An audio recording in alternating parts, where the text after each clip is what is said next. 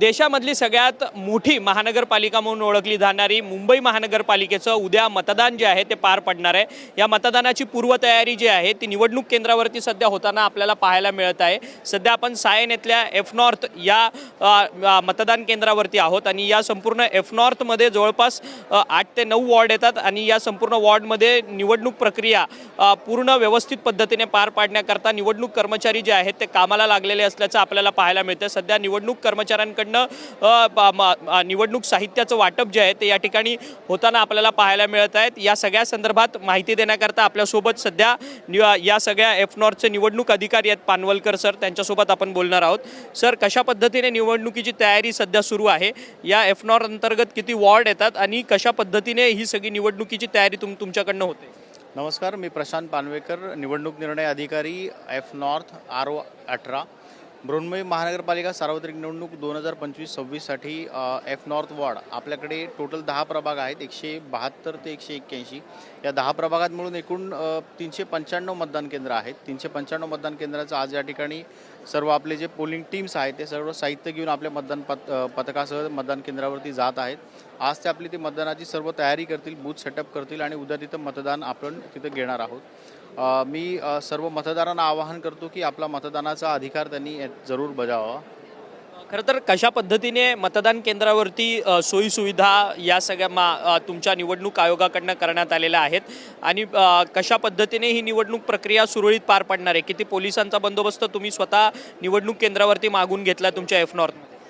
प्रत्येक पोलीस जे पोलिंग पथक आहे ते प्रत्येक पोलिंग पथकाबरोबर आपले एक पोलीस कर्मचारी आहेत। प्रत्येक जे पोलीस पथक आहे आणि प्रत्येक जे मतदान केंद्र आहे त्या मतदान केंद्रावरती सुद्धा पोलिसांचा बंदोबस्त आहे।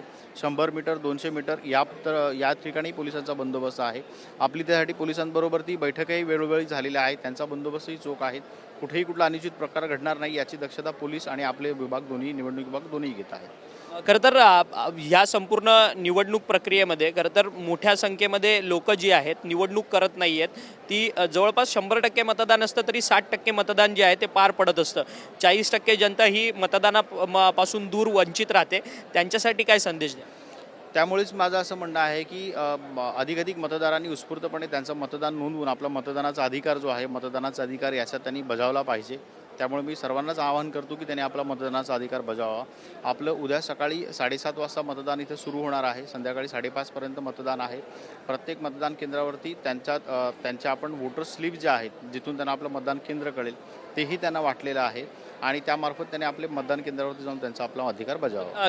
या संपूर्ण तुमच्या 10 वॉर्डमध्ये किती EVM मशीन्सचा वापर करण्यात येणार आहे? EVM आणि बॅलेट युनिटचं त्याची काय काउंटिंग तुमच्याकडे आहे? त्याच्यात 395 केंद्र आहे। प्रत्येक केंद्रावरती 1 BU 1 CU ह्या पद्धतीने दिलेला आहे। खरं तर धन्यवाद, तुम्ही आमच्याशी बातचीत केली।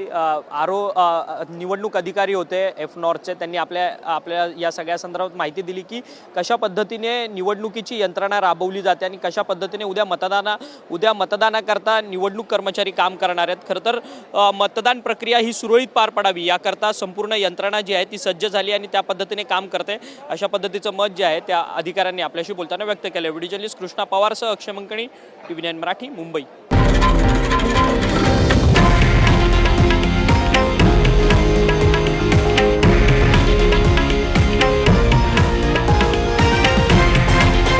हे आहे देशातील नंबर 1 न्यूज नेटवर्क आणि आपण पाहत आहात TV9 मराठी, एकमेव।